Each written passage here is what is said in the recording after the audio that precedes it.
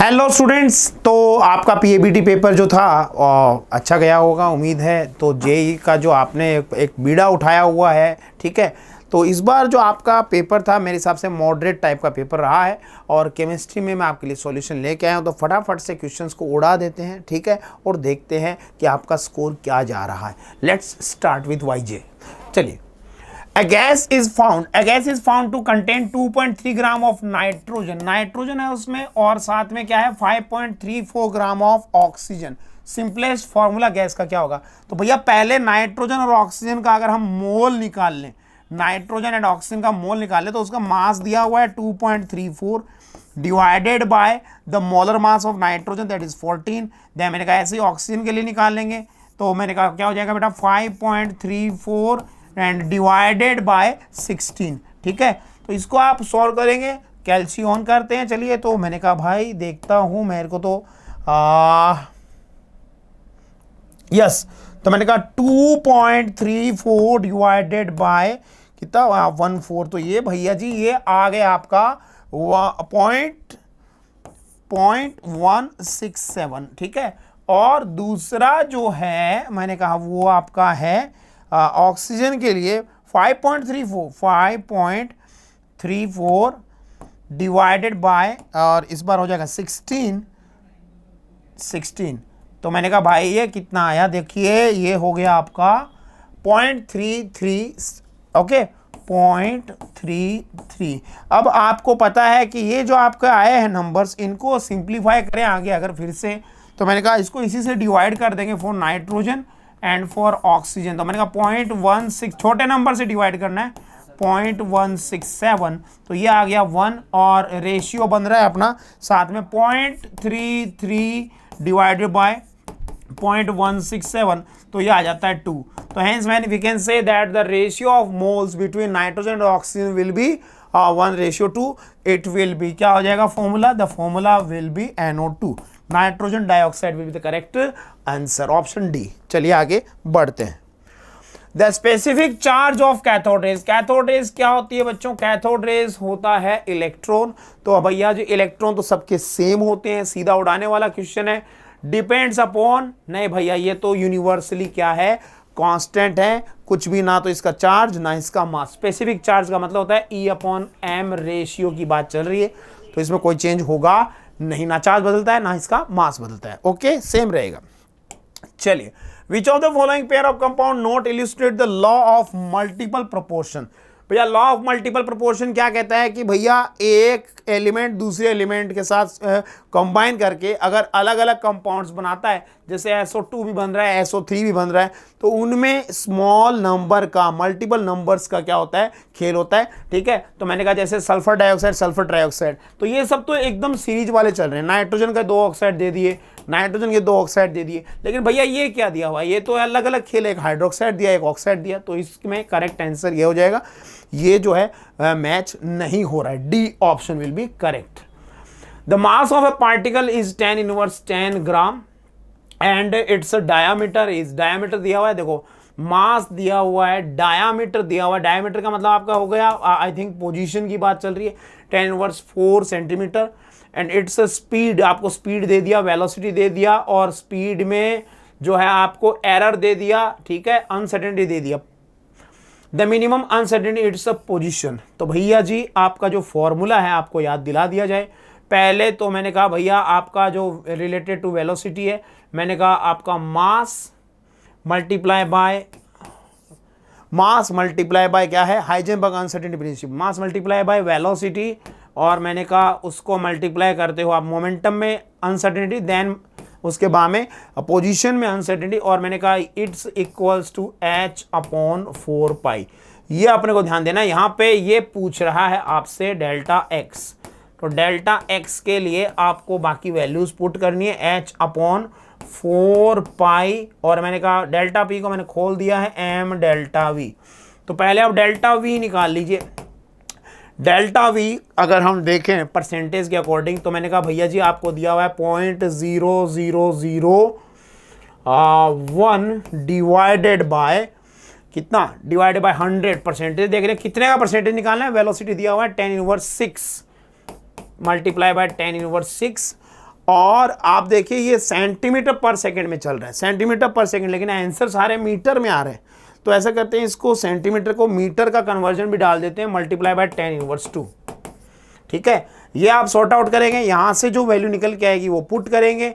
अब देखिए m की वैल्यू, जी मैं सारी वैल्यूज रख ही देता हूं।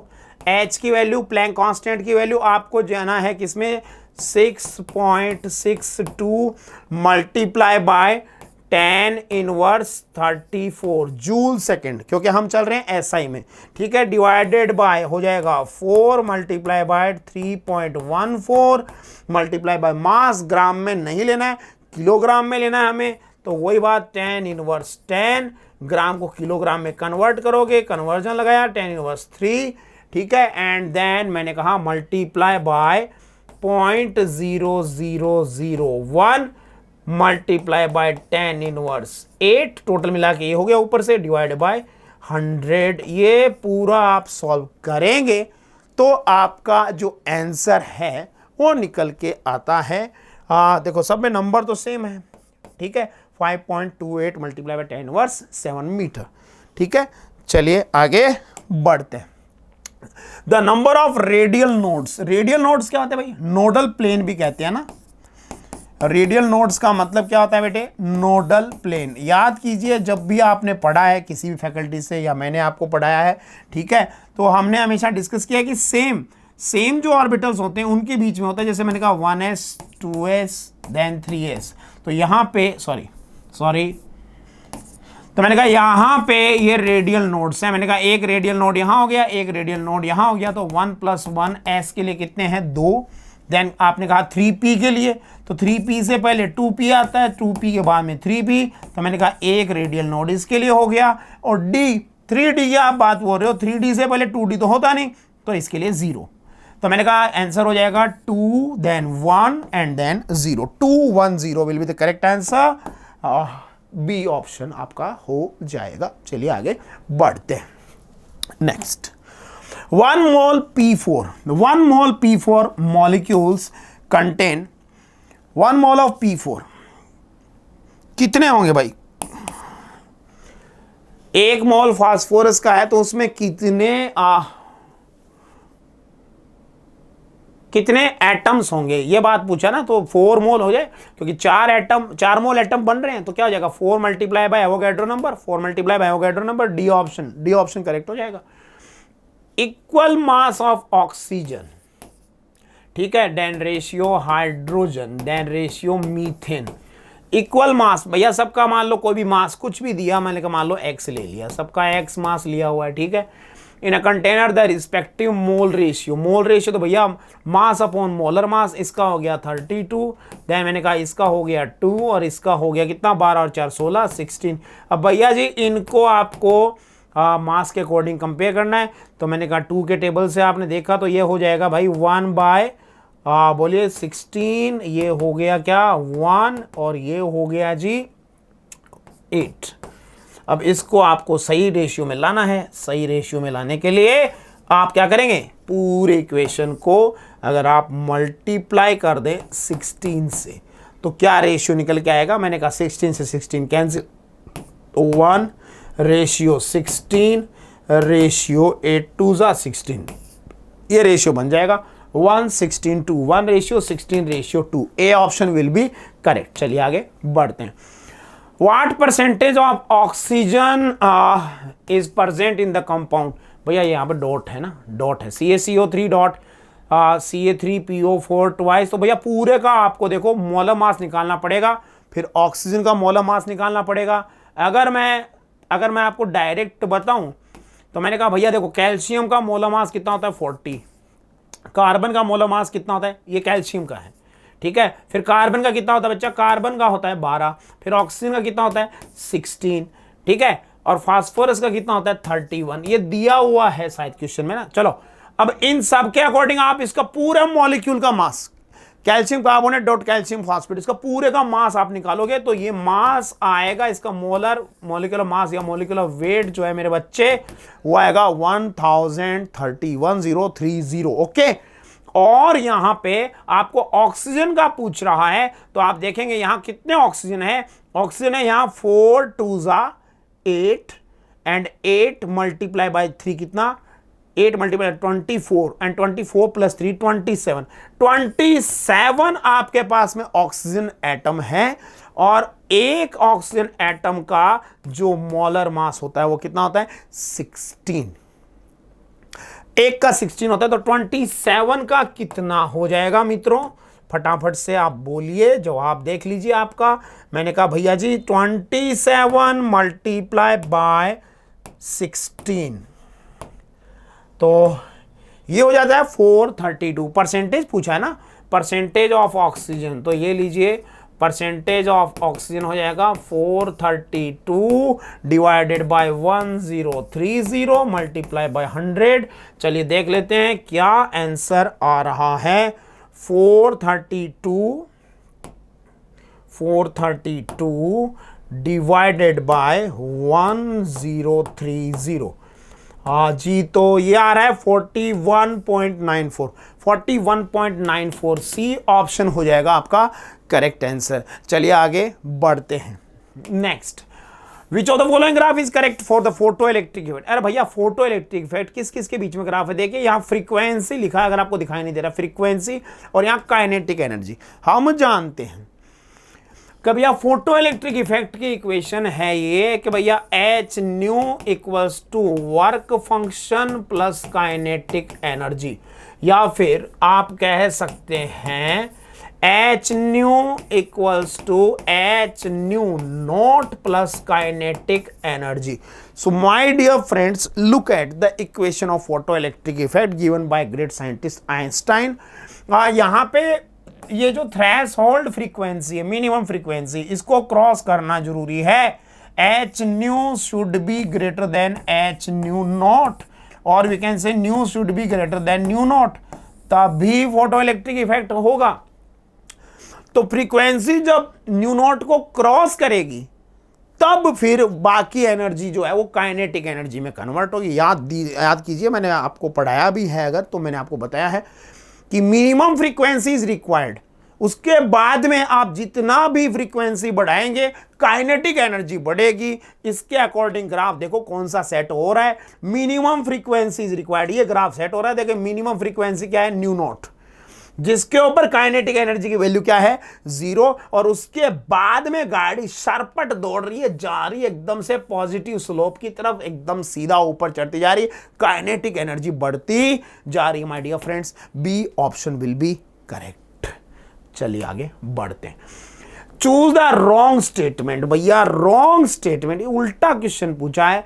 1 mole means 6.02 multiply by 10 to the power 23 particles, ये बात सही है। Molar mass is mass of 1 molecule, molar mass is not the, यही रॉन्ग है। Molar mass is not the mass of 1 molecule, it is the mass of 1 mole. Okay, चलिए आगे बढ़ते हैं। When electron jumps from the 4th orbit to the 2nd orbit, helium ion, the radiation emitted and fall in। भैया जी आप ये बात देखिए, चाहे हीलियम की बात करो चाहे हाइड्रोजन, सिंगल इलेक्ट्रॉनिक सिस्टम की जब आप बात करते हैं, आप इलेक्ट्रॉन कहां से कहां बात कर रहे हो भाई, आप सेकंड की बात कर रहे हो एमिटेड, फोर्थ से सेकंड आप ला रहे हो। तो भैया ये सीरीज हो गई आपकी कौन सी, दिस इज बामर सीरीज ना, Balmer series. My dear friends, Balmer series चाहे हाइड्रोजन की हो चाहे वो हो किसकी, हीलियम प्लस की, it is lying in visible region, B option will be correct. चलिए आगे बढ़ते हैं। The following question consist of 2 statement, make the answer as follows. एक बहुत स्टेटमेंट ओके भैया देखते हैं, चलो। The orbital angular momentum of an electron S orbital is 0, orbital angular momentum for S electron is 0, ये एकदम 100% सही बात है। और क्या कह रहा है, फॉर एनी, दूसरा स्टेटमेंट है, for any S electron L is 0। भैया जी हम तो बोलते ही रहते हैं S P D and F, और भैया जी ये एल की वैल्यू 0 1 2 3 खटैक, तो भैया दोनों बातें सही है और एल की वैल्यू 0 है, इसीलिए एंगुलर मोमेंटम भी 0 है। तो मैंने कहा भाई ये फर्स्ट ऑप्शन है, कहां गया भाई, both are correct and the right explanation. Okay, चलिए आगे बढ़ते हैं। भाई टोटल एनर्जी दिया है, काइनेटिक एनर्जी दिया है, पोटेंशियल एनर्जी दिया है, साइज दिया है, एन दिया, बहुत कुछ दिया भाई। तो लेकिन कुछ चीजें ट्रिकी होती है भाई, मैं तो देखो ट्रिक की बात करूंगा। मैंने कहा भाई यहां पे दिया potential energy divided by kinetic energy. Potential energy और काइनेटिक एनर्जी का रिलेशन क्या है? काइनेटिक एनर्जी जो है वो पोटेंशियल एनर्जी का डबल होती है। काइनेटिक एनर्जी मैंने कहा पोटेंशियल एनर्जी से डबल होती है, तो ये मल्टीप्लाई किया इसको, या फिर आप कह सकते हैं कि भैया पोटेंशियल एनर्जी को डिवाइड बाय 2 कर दो, ठीक है। और साइन भी साथ में, आपको काइनेटिक एनर्जी का साइन क्या होता है? पॉजिटिव साइन होता है, सो मल्टीप्लाई करना पड़ेगा नेगेटिव से। तो मैंने कहा भाई इसका जो ना पोटेंशियल डिवाइडेड बाय, ये इसका आंसर 2 आएगा, 2 आएगा। और पोटेंशियल एनर्जी नेगेटिव होती है तो साइन क्या आएगा? नेगेटिव, -2। तो मैच किससे हो रहा है? ये लो भैया, इससे मैच हो रहा है। पहला मैच हो रहा है आर से, पहला मैच हो रहा है आर से। इसमें एक ही ऑप्शन है, एक ही ऑप्शन है, so B will be the correct answer, ठीक है। बाकी आप अगर देखें द रेडियस ऑफ, इसमें मैंने कहा देन सेकंड में क्यू मैच हो रहा है, सेकंड में क्या मैच हो रहा है? ऑटोमेटिकली क्यू मैच हो रहा है। The radius of nth orbit, यहां पे x की वैल्यू क्या आएगी? -1 आएगी। ओके, क्योंकि एनर्जी नेगेटिव हो जाएगी। देन कहा ऑर्बिटल n की वैल्यू नेगेटिव, ठीक है, एनर्जी नेगेटिव माफ कीजिए। Orbital angular momentum is lowest energy, third में क्या आ जाएगा? P आ जाएगा, थर्ड में P आ जाएगा, lowest energy. Lowest energy orbital angular lowest energy कितना? 0, और मैंने कहा 0 पे होता है, ठीक है। और उसके बाद में ये जो भी आपको ऑप्शन दिया हुआ ये मैच हो गया। बी ऑप्शन, इसमें क्या आ जाएगा? फोर्थ में S, फोर्थ में आ जाएगा आपका S। क्या क्वेश्चन कह रहा है ये? 1/r, Z पे 1/r। R का फॉर्मूला क्या है? R का फॉर्मूला अगर हम देखें, R इक्वल्स टू हम बोलते हैं 0.529 मल्टीप्लाई बाय n²/z। तो अगर उसने 1/r किया है तो भैया जी Z ऊपर चला गया, सही बात है एकदम, और Z की वैल्यू 1 है, ये बात एकदम ठीक है हाइड्रोजन के लिए, ठीक है। चलिए आगे बढ़ते हैं। रीअरेंज क्या चाहता है भाई? Rearrange the following first to an order of increasing mass, choose the correct. Nitrogen, oxygen, copper, increasing order of mass. भैया जी देखो, 1 मॉलिक्यूल ऑफ ऑक्सीजन से मास ज्यादा होता है 1 एटम ऑफ नाइट्रोजन। नहीं भैया, ऑक्सीजन का ज्यादा है, तो भैया फर्स्ट तो ज्यादा है किससे? फर्स्ट ज्यादा है किससे? सेकंड से, ठीक है। नाइट्रोजन के मास, फिर मोल दोनों का सेम है, ऑक्सीजन कॉपर, तो कॉपर का ज्यादा होना चाहिए मेरे हिसाब से। तो भैया फोर्थ ज्यादा है किससे? फोर्थ ज्यादा है किससे? थर्ड से। मेरा तो भैया ये स्टेटमेंट बन रहा है, fourth, third, increasing order, second सबसे कम, फोर्थ सबसे ज्यादा, second, then first, then third and then fourth. ये आंसर आपका हो जाना चाहिए। ओके, चलिए आगे बढ़ते हैं। Empirical formula of an molecule mass of compound CH2O भैया जी एंड 180 ग्राम। बात करूं मैं सीधी, ना घुमा फिरा के, देखो CH2O दिया है तो इसका आप फॉर्मूला मास जो है, जिसको मैं लिख रहा हूं FM, अब फॉर्मूला मास है, इंपीरिकल मास कह सकते हैं, वो अगर आप देखें इंपीरिकल फॉर्मूला मास तो वो हो जाएगा इसका कितना? कि भैया मैंने कहा कार्बन का 12 है, 2 हाइड्रोजन है और 1 ऑक्सीजन है 16। तो मैंने कहा बेटे ये हो जाएगा 13। अब यहाँ पे आप n आप निकाल सकते हैं फैक्टर। मोलर मास, n क्या फॉर्मूला है? Molar mass divided by empirical mass, और you can say formula mass. Formula mass को ही मैंने इंपीरिकल मास लिखा है, ठीक है। तो ये हो जाएगा कितना बेटे? 180 डिवाइडेड बाय 30, छोटी सी उम्र में आंसर आया 6 जब वैल्यू पुट करते हो तो इसका आंसर आ जाएगा हेक्सोज, यानी कि C6H12O6। चलिए आगे बढ़ते हैं। C option. Oxidation state of chromium भैया जी +6 है, और ये भैया आपको याद दिला दे, ये एक एक्सेप्शनल केस है। ससुरा अगर इसमें निकालने चले जाओगे तो फंस जाओगे जाल में। इसमें +10 तो भैया किसी एलिमेंट की नहीं होती। मैक्सिमम टू मैक्सिमम जो ऑक्सीडेशन स्टेट है वो होती है मेरे बच्चों ऑस्मियम में, और वो कितनी है ऑस्मियम टेट्राऑक्साइड की? दैट इज +80 मैक्सिमम, इससे ज्यादा है नहीं। हाँ जी, तो मैं क्या कह रहा था आपसे मेरे बच्चों, मेरे कबूतरों और छोटी छोटी कबूतरियों, ये इसकी स्ट्रक्चर है, इसमें पेरोक्साइड बॉन्ड है, hence the oxidation state is +6। तो पहला भी +6, दूसरा भी +6 हो जाएगा आपका सी ऑप्शन। चलिए आगे बढ़ते हैं। Observe the following reaction. भैया पोटेशियम क्लोरेट है, पोटेशियम क्लोरेट भैया आतिशबाजी में काम आता है, आपने इसको देखा, ये -1, यहाँ क्लोरीन +5 था, ऑक्सीजन -2 था, यहाँ ऑक्सीजन 0 हो गया। तो क्या हुआ भैया, क्लोरीन रिड्यूस हुआ, दिखाई दे रहा है कि क्लोरीन का +5 से डिक्रीज हुआ, तो क्लोरीन का रिडक्शन हुआ, और ऑक्सीजन का ऑक्सीडेशन हुआ। Chlorine is reduced and oxygen is oxidised. Option B will be the correct answer. चलिए आगे बढ़ते हैं। Observe the following reaction. चलो भाई दिखा दो। छोटे बच्चे थे, मासूम बच्चे थे, बड़ी शरारत करते थे। याद कीजिए, छोटी सी मैडम पढ़ाती थी उस टाइम पे, 7th और 8th क्लास की बात होगी। सोडियम को पानी में डालते हैं, कैच फायर। कौन सी गैस निकलती है मेरे बच्चों? हाइड्रोजन गैस निकलती है। पानी का क्या हुआ? सोडियम का क्या हुआ? सोडियम का भैया ऑक्सीडेशन स्टेट 0 से ससुर का नाती +1 चला गया, और भैया पानी में हाइड्रोजन की तो बल्ले बल्ले हो गई, +1 से 0। तो पानी में हाइड्रोजन का रिडक्शन हुआ और सोडियम का हुआ ऑक्सीडेशन। क्या कह रहे हैं हम? Water is reduced and no no no no no no water reduce and sodium. अच्छा सॉरी, नीचे वाला और पढ़ना, माफ कीजिए, नीचे वाला तो देखा ही नहीं, पढ़ते हैं। H2O + F2O, हो फ्लोरीन सबका बाप। सबका बाप कौन? फ्लोरीन। अरे दैया, सॉरी भैया। तो यहां क्या हुआ? यहां फ्लोरीन जो है वो रिड्यूस हुआ, वाटर गेट्स ऑक्सीडाइज। मैंने फिर कहा, पहले में वाटर का हुआ रिडक्शन, दूसरे में वाटर का हुआ oxidation. Reaction first, water reduced, reaction second, water is oxidise. Option C is correct answer. चलिए आगे बढ़ते हैं। मैच करना है, मैच करते हैं भाई। Match first with second. My God, oxidation state match करनी है भैया। नाइट्रेट है, नाइट्रेट में +5, 1 मिनट पहले निकाल देता हूं सारी। नाइट्राइट में +3, अमोनियम में भैया -3, एजाइड में -1/3। देखो देखो दुनिया वालों, तो मैंने कहा ए के साथ में आया 5, ए के साथ में आया 5, फिर मैंने कहा +3, तो बी के साथ में आया 4, ए के साथ में 5, बी के साथ में 4, अभी तक तो ये जा रहा है। और देन मैंने कहा सी के साथ में -3, सी के साथ में -3, सेकंड जा रहा है भैया, फर्स्ट ऑप्शन जा रहा है, फर्स्ट ऑप्शन जा रहा है। ये लो भाई, फर्स्ट ऑप्शन हो गया, ए विल बी करेक्ट आंसर। चलिए आगे बढ़ते हैं।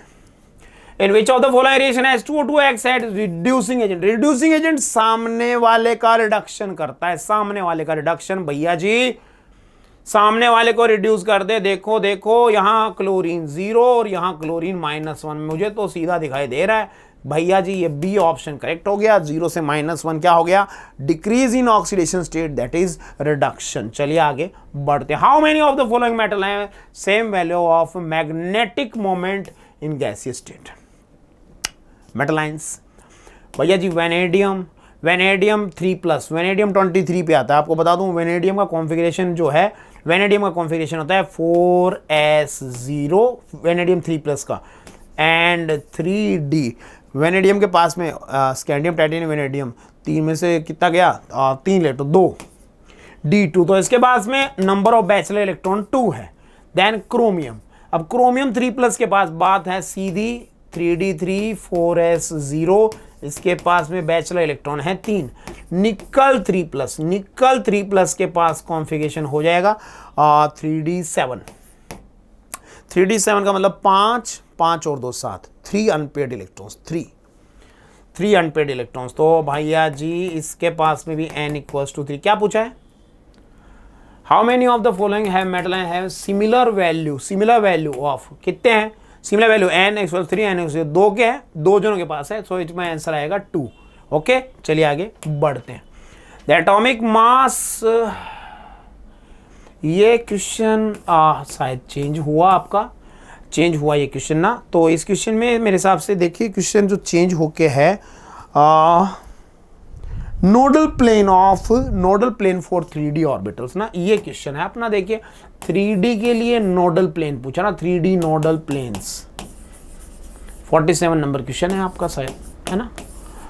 3D nodal planes. तो इसमें आंसर आएगा कितने होते हैं नोडल प्लेन, आप देख लीजिए। डबल डम्बल में नोडल प्लेन कितने हैं मेरे बच्चों? ये पहला नोडल प्लेन है, देख लीजिए। और मैंने कहा मेरे बच्चों ये दूसरा नोडल प्लेन है। ठीक है, 2 नोडल प्लेन है। डी ऑर्बिटल्स के लिए हमेशा 2 नोडल प्लेन होते हैं। Answer will be 2। चलिए आगे बढ़ते हैं। An organic compound containing 10% of nitrogen by mass. तो भैया नाइट्रोजन का परसेंटेज पूछे क्या? Percentage of nitrogen equals to, आपने कहा मास मल्टीप्लाई बाय 100। यही फॉर्मूला अपन काम में ले रहे हैं ना। तो मैंने कहा भाई देखो, अगर इसमें देखें तो आप नाइट्रोजन का मोल देखेंगे सबसे पहले ना। 1 मिनट, नाइट्रोजन का मोल ले लें। नाइट्रोजन का मोल डिवाइड बाय, अच्छा चलो। तो मैंने कहा भाई, आपने कहा W1/W मल्टीप्लाई बाय 100। हाँ जी, चलो मोल की बात बाद में करेंगे। अब मैंने कहा भाई इधर में कितना दिया हुआ है? 10 multiply by W। Minimum molar mass ही पूछ रहा है ना, मॉलिक्यूलर मास है ना, equals to W1 multiply by 100। Okay, ये उधर गया W कितना हो जाएगा? बाय 10। तो भैया ये हो जाएगा 10 टाइम्स ऑफ W1। अब इसको आप अगर मोल कंसेप्ट के अकॉर्डिंग देखें, मोल कंसेप्ट के अकॉर्डिंग, तो मैंने कहा भाई mole of nitrogen molar mass कितना होता है उसका? That is 14। Molar mass nitrogen का कितना है? 14 है बेटे। तो मैंने कहा भाई ये 14 को तुम मल्टीप्लाई कर दो 10 से, तो ये हो जाएगा कितना? 140। 140 will be the correct answer. चलिए आगे बढ़ते हैं। 1 mole of an element X weight, ये कुछ दिया है 6.63 multiply number of atoms 20 kilogram. तो भैया पहले तो मोल निकालेंगे। तो मैंने कहा भाई मोल्स निकालने के लिए 6.643 multiply by 10 inverse 23 Avogadro number से इसको मल्टीप्लाई कर दो। Multiply by 6.022 multiply by 10 to the power 23। इसको आप सॉर्ट आउट करोगे, 23 से 23 कैंसिल हुआ। ये आपका अप्रोक्स कितना आया देखिए,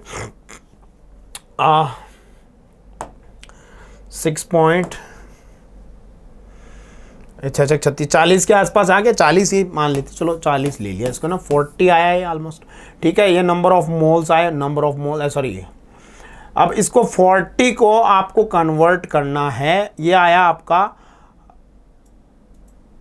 20 kg मास दिया। अच्छा, मोल का फॉर्मूला क्या है? मोल इक्वल्स टू क्या होता है बेटा? Mass upon molar mass. तो जी आपका मोलर मास और मास रेडी है। तो मैंने कहा इसके अकॉर्डिंग अगर आप देखेंगे तो मैंने कहा पहले तो जी 20 को देखो, 20 किलोग्राम है। किलोग्राम को ग्राम में कन्वर्ट करोगे, multiply by 10 to the power 3 divided by molar mass 40 divided by molar mass 40 है ना जी। तो कितना आएगा? सॉल्व कर लो, यही होना चाहिए ना भाई, हैं? मैंने कहा 20 डिवाइडेड बाय 14।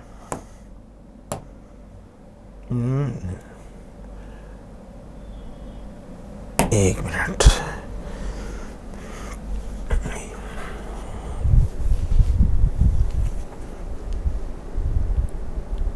अपना 20 किलोग्राम को ग्राम में कन्वर्ट करना है।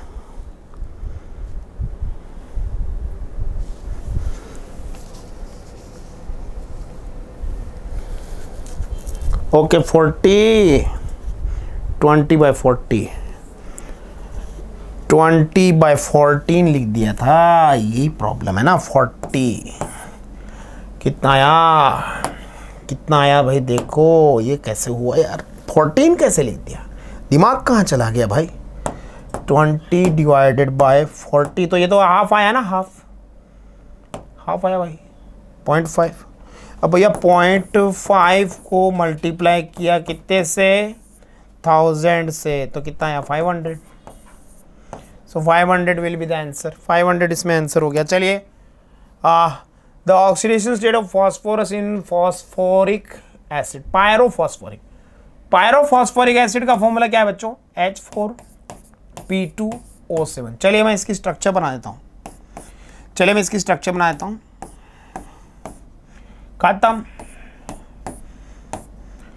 खत्म हो गया भाई। देखो रे देखो, phosphorus tetrahedral shape and hybridisation sp3 सब कुछ दिखा देते हैं। देखो भैया पूरा एकदम खोल के, ये लीजिए भाई। Phosphorus maximum valency 5, oxidation state +5। क्या पूछा है? Oxidation state. अरे भैया देख लो, दोनों का देख लो भैया। अगर एक एक खोल के दिखाऊं, मैंने कहा ये +2, ये +1, ये +1, ये +1, सो +5। दोनों का कितना है? +5। सो +5 और यू कैन से 5 will be the correct answer. तो मेरे हिसाब से अपना पेपर कवर हो गया, पूरा हो गया। चलिए जी, तो उम्मीद किया सबका अच्छा ही गया। मैंने कहा मॉडरेट पेपर था, ठीक है। और बने रहिए इसी तरीके से, आगे बढ़ते रहिए, सफलता के कदम चूमते रहिए फिनिक्स के साथ। फिनिक्स आपका भला करे और हमेशा आप सफलता की ऊंचाइयों को छूते रहे। ठीक है, थैंक यू।